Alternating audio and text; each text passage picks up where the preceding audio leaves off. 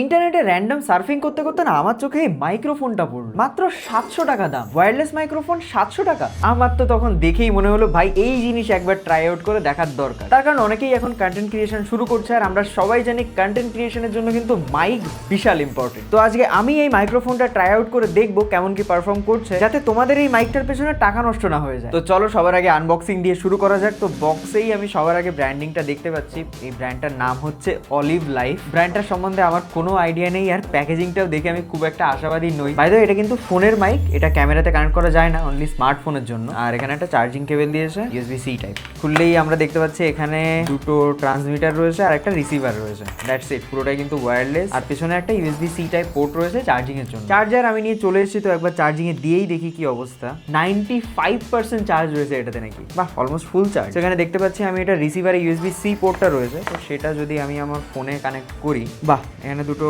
Light জ্বলতে শুরু করেছে। আই গেস এটা ব্লিঙ্ক করছে, কানেকশন খুঁজছে। তো এখানে একটা মাইক কিন্তু আমি আমার ফোনের সাথে কানেক্ট করে নিয়েছি। এবার অডিও টেস্টের আগে আমি কয়েকটা জিনিস আগে একটু দেখে নেব। সেটা হচ্ছে যে এখানে রিসিভারে আমি দেখতে পাচ্ছি যে এখানে একটা USB-C পোর্ট রয়েছে। এটা কিন্তু মেইনলি থাকে চার্জিং পাস থ্রু এর জন্য, তো সেটা সবার আগে একবার ট্রাই করে দেখি। তো আমি যদি এখানে USB-C পোর্টটা কানেক্ট করি তাহলে কি চার্জ হবে? হ্যাঁ ভাই, অ্যাকচুয়ালি এখানে কিন্তু চার্জ হচ্ছে। তার মানে এখানে কিন্তু মাইকের রিসিভারটা কানেক্ট করলে ফোন চার্জ করতে পারবে না এরকম কিন্তু কোনো ব্যাপার নেই, সেই ফিচারটাও এটাতে রয়েছে। আর তাছাড়া মাইকের উপরে একটা LED ইন্ডিকেটর রয়েছে কানেকশনের জন্য, আর নিচে একটা USB-C পোর্ট রয়েছে। তো আমি কিন্তু ফোনের সাথে মাইকটা কানেক্ট করে নিয়েছি, আর এখন যে অডিওটা শুনতে পাচ্ছ সেটা কিন্তু এই মাইক্রোফোনের audio. Hello hello hello, 1 2 3।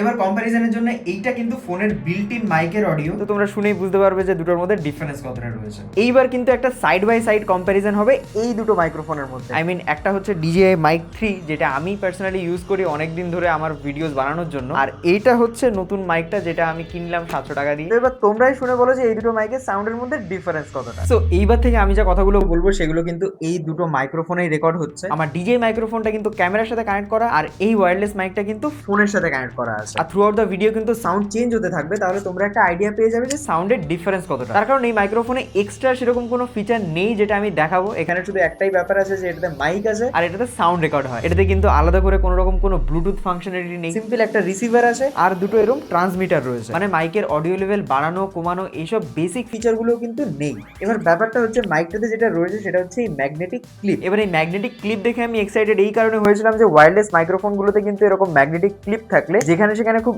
Easily Mount করে দেওয়া যায়, এরকম ক্লিপ ইউজ করেও আবার ম্যাগনেট ইউজ করেও। তো আমি যখন এই ম্যাগনেটিক ক্লিপটা ইউজ করে আমার জামাই আমি এটা ক্লিপিং করতে গেছি, তখন জাস্ট ক্লিপটা খুলতেই আমার হাত থেকে এরকম উড়ে চলে গেছে মাইক্রোফোনটা।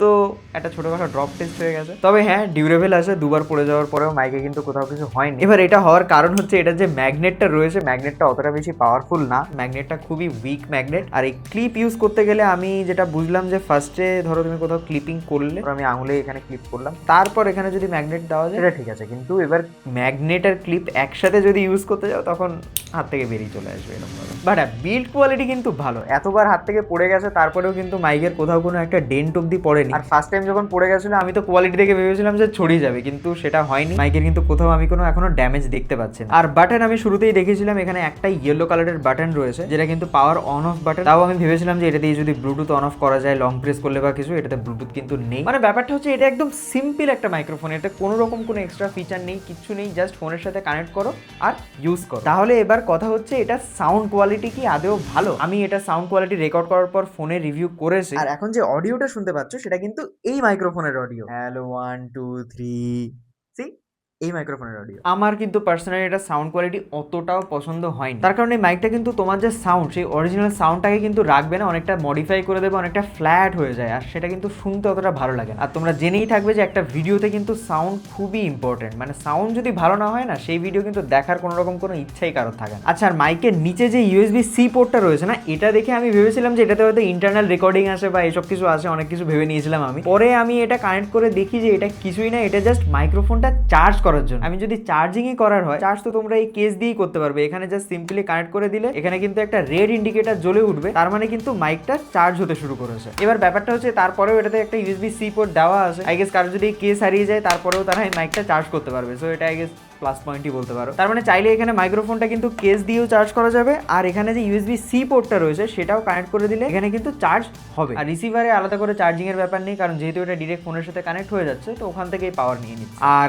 কেসিংটা বন্ধ করলেও কিন্তু এখানে দেখাচ্ছে যে ভেতরে চার্জ হচ্ছে। সো এটা কিন্তু বেশ কুল একটা ফিচার, এইটুকু মাইক্রোফোনে যে এত কিছু রয়েছে। কিন্তু মেইন যে জিনিসটা ম্যাটার করে সেটা হচ্ছে সাউন্ড কোয়ালিটি, যেটা আমি আগেই বললাম যে আমার কিন্তু অতটা ভালো লাগে না। আই মিন ভিডিও কোয়ালিটিতে কিন্তু একটু কনসিডার করা যায়, কিন্তু সাউন্ড কোয়ালিটিতে কনসিডার করে গেলে কিন্তু তখন ওভারঅল পুরো এক্সপিরিয়েন্সটাই খারাপ হয়ে যায়। তো আমার মতে আর একটু বাজেটটা বাড়িয়ে অ্যাটলিস্ট একটু ওয়েল নোন ব্র্যান্ডের দিকে যাওয়া উচিত। হ্যাঁ, অনেক ভালো ভালো ওয়েল নোন ব্র্যান্ডও কিন্তু আছে যারা অনেক বাজেটে মাইক্রোফোন সেল করে, এই মাইক্রোফোনটা অ্যাটলিস্ট নিও না, কারণ ফার্স্ট অফ অল এর ব্র্যান্ডিংটা আমি জানিই না যে এটা কি রয়েছে, আর এটার বিল্ড কোয়ালিটিও কিন্তু অতটা ভালো না, খুবই ফ্লিমজি, এটা যখন তখন ব্রেক করে যেতে পারে। তার মানে এই টাকা দিয়ে এটা কিনে 15-20 দিন চালানোর পরেই দেখা গেল এটা বন্ধ হয়ে গেল, তার মানে পুরো টাকাটাই কিন্তু নষ্ট। আর সেই ক্ষেত্রে কিন্তু একটা চেনা পরিচিত কোম্পানির থেকে একটা বাজেটের মাইক্রোফোন কিনলে ওরা অ্যাটলিস্ট কিছু মাসের বা অ্যাটলিস্ট 1 বছরের ওয়ারেন্টি দেবে, সেইটা কিন্তু ক্লেম করে আবার ঠিক করা যাবে, সেখানে কিন্তু এর কিন্তু কোনো ওয়ারেন্টি গ্যারেন্টি কিছু নেই। আর যদি সত্যিই বাজেট কমই থাকে তাহলে আমি বলবো ওয়্যারলেস মাইকই নিও না, এর দামে কিন্তু অনেক ভালো ভালো ওয়্যার্ড মাইক পাওয়া যায়, তো সেইগুলো ইউজ করো। আমি জানি ওয়্যারলেস মাইকের আলাদা সুবিধা আছে, এটা ফোন থেকে অনেক দূরে বা ক্যামেরা অনেক দূরে রেখে শুট করা যায়, কিন্তু হ্যাঁ ওয়্যারলেস মাইকের কিন্তু জেনারেলি প্রাইসটাও একটু বেশি হয় ওয়্যার্ড মাইকের থেকে। এবার ওয়্যার্ড মাইকে তোমরা